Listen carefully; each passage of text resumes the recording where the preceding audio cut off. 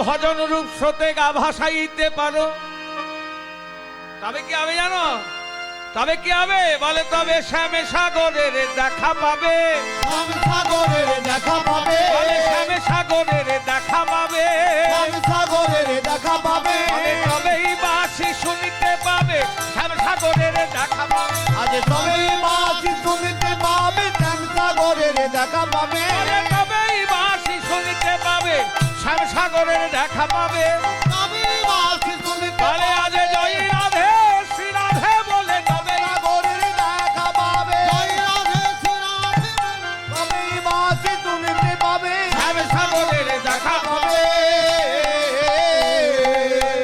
বৃন্দাবনে যত নারী শোনে বংশী ধ্বনি, বৃন্দাবনে যত নারী শোনে বংশী ধ্বনি, আজি আসিলেন বড়াই বুড়ি যেথাই বিনোদিনী, আসিলেন বড়াই বুড়ি যেথায় বিনোদিনী, তখন বড়াইয়ে দেখিয়ে রাই আবার মুচকি হাসে, বড়াইয়ে দেখিয়ে আয় মোচকে হাসে, আজ বাসুলিয়া দেশে কহেন দ্বিজ চণ্ডীদাস, আজ বাদুলিয়া দেশে কহে বীরচণ্ডীদাসে, রাধা রানী নিকট যোগমা এসেছেন।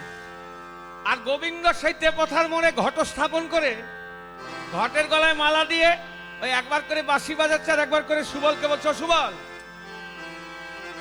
ওই এখনো তো রাধারানী এলো না, বলে আসবে, ধৈর্য ধর, বাঁশি যখন বাজিয়েছিস রাধারানী আসবে। রাধারানী নিকট এদিকে যোগমা এসেছে। রাধারানী বলছে, বলি মা গো, আজ অনেকদিন কৃষ্ণ বদন দর্শন পাইনি, কৃপা করে তুমি আমায় কৃষ্ণ বদন দর্শন করাও। যোগমা বলছে, রাধে এমনিতে কি আর কৃষ্ণ বদন দর্শন হয়? কৃষ্ণ বদন দর্শন করতে গেলে তোর এক কাজ করতে হবে। কি কাজ? এক জটিলা মন্দির দেখতে পাচ্ছিস, তুই গিয়ে সেই জটিলা মন্দিরে প্রবেশ কর। রাধারানী কৃষ্ণ গুণগান গাইতে গাইতে জটিলা মন্দিরে প্রবেশ করেছে। এদিকে যোগমায়া হাঁক দিতে দিতে জটিলা মন্দিরের দরজায় এসে দাঁড়িয়েছে। জটিলা বুড়ি বড়ি মায়ের কণ্ঠস্বর শুনতে পেয়ে গৃহের বাইরে বেরিয়েছে, বসবার আসন দিয়েছে, পা ধোয়ার জল দিয়েছে। পরক্ষণে বলছে, ও বড়িমা, এই অসময়ে আমাদের বাড়ি এখানে শহরে তোরা কেউ যাবি নে? কোথায় গো?